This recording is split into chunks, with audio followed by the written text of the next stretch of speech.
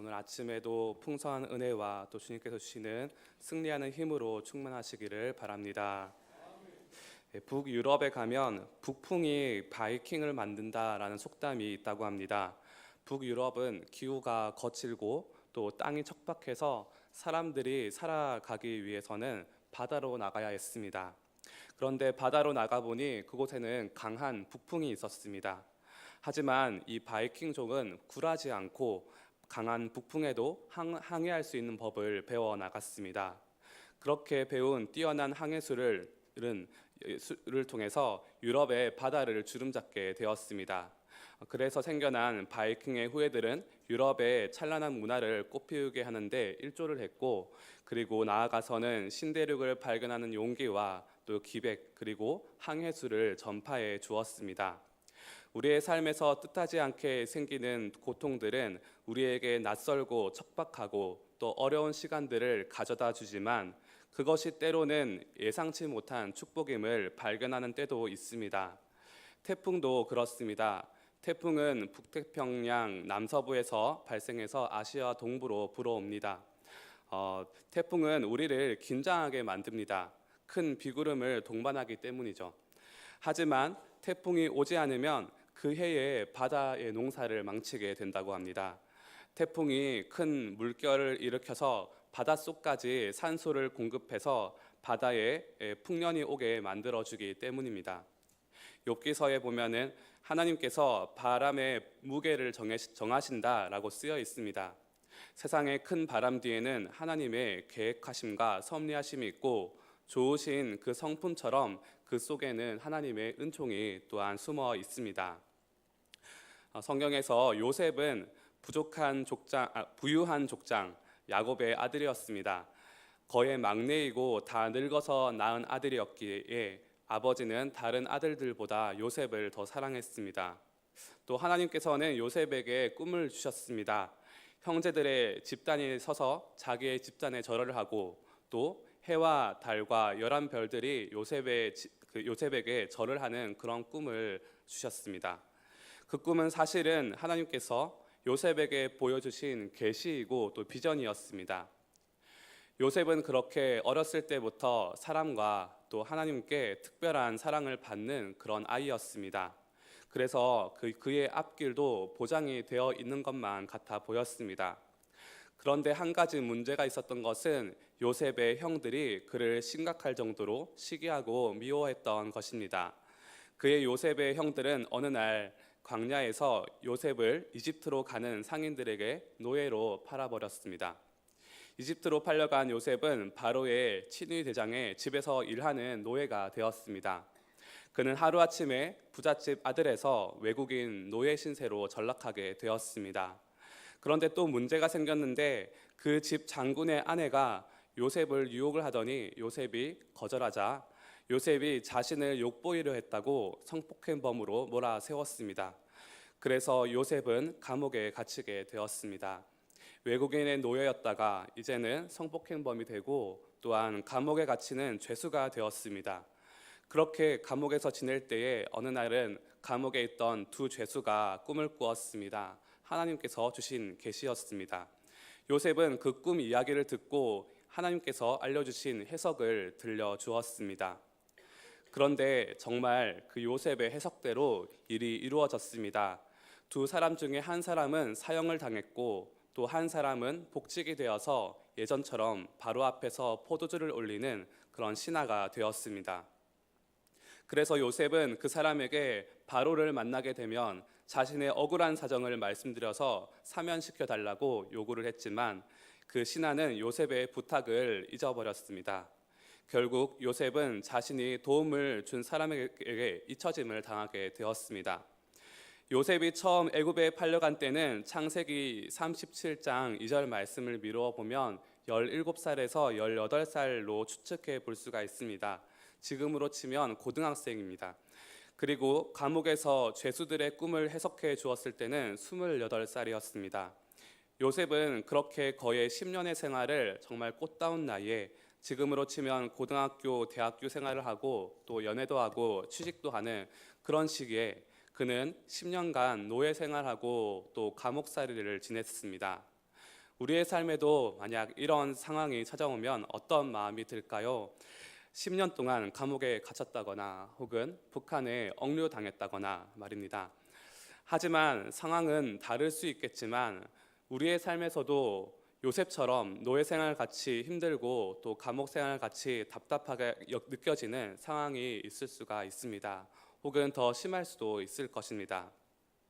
그런데 그러고도 또 2년의 세월이 더 지났습니다. 12년째입니다. 똑똑했던 요셉, 정말 뭐든지 할 수 있을 것 같은 장래가 촉망되는 요셉은 노예다, 죄수이고 또 그에게 주셨던 비전도 아무 소용이 없게 되었습니다. 하지만 요셉이 30세가 되었을 때 그제야 하나님께서 움직이시기 시작했습니다. 그런데 사실은 이때가 올 때까지 그냥 기다리고 계신 것이 아니라 12년 동안 요셉을 위해서 은밀하게 작업을 하셨습니다. 그리고 이때를 위해서 어쩌면 그 어둠의 길을 걷게 하신 것만 같습니다. 어느 날 바로가 꿈을 꾸었고 그의 꿈을 해석해 줄 수 있는 사람이 아무도 없었을 때에 옆에서 포도주를 올리던 한 신하가 2년 전에 자기의 꿈을 해석해 주었던 요셉을 기억하게 되었습니다. 어쩌면 파라오에게 꿈을 주실 때까지 2년 동안 그가 요셉을 잊게 하시고 또 지금 생각나게 하신 분도 하나님이십니다.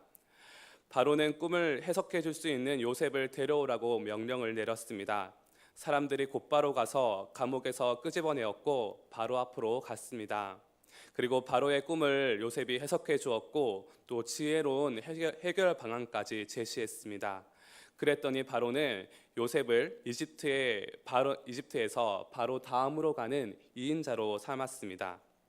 당시 이집트는 세계의 최강대국이라고 볼 수도 있기 때문에 지금으로 치면 미국의 불법 체류자에다가 또 감옥살이 하던 성범죄자 한 사람이 하루아침에 미국의 백악관의 부통령 자리로 오르게 된 것과 비견할 수가 있습니다. 하나님께서는 그 12년의 세월 동안 이 날을 준비하셨습니다.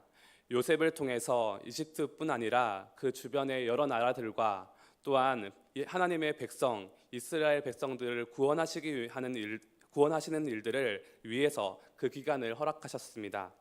또 이것을 통해서 어릴 적에 요셉에게 주셨던 비전, 집단과 해와 달과 별이 절하는 그 꿈도 이루어 주셨습니다.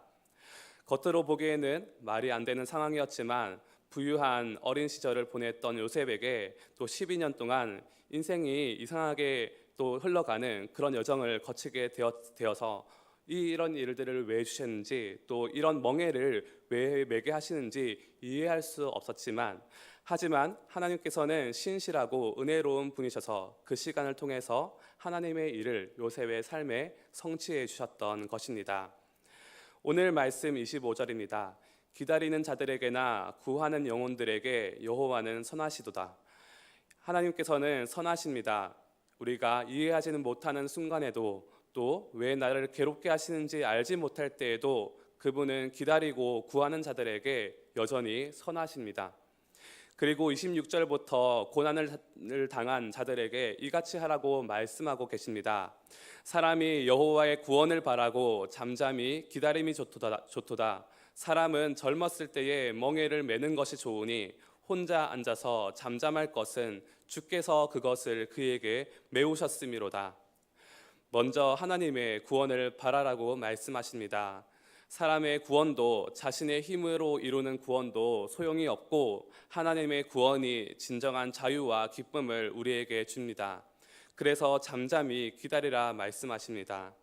오히려 사람이 젊었을 때에 미리 멍에를 매는 것이 좋다고 말씀합니다.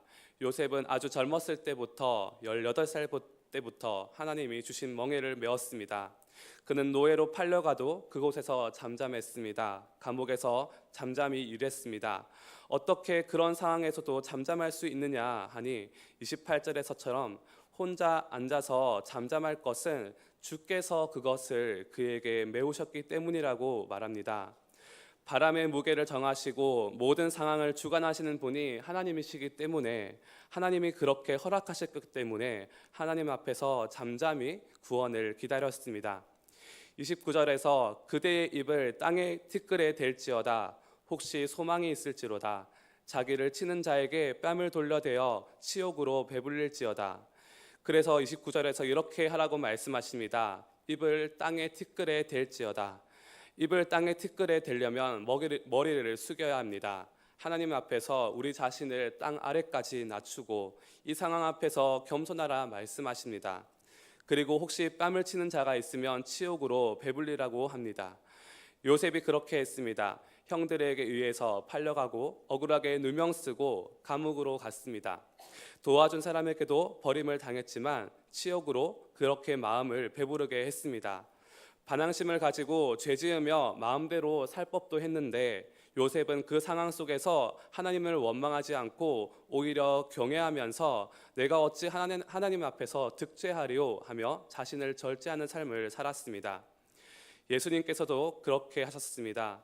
가장 높으신 분께서 가장 낮은 곳으로 겸손하게 내려오셔서 모욕과 침뱉음과 손찌검을 당하시고 매맞고 채찍으로 고통을 당하셨습니다.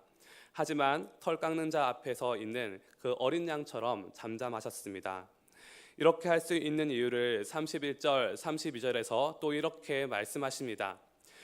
이는 주께서 영원하시도록 버리지 아니하실 것임이며 그가 비록 근심하게 하시나 그의 풍부한 인자하심을 따라 긍휼히 여기실 것임이라.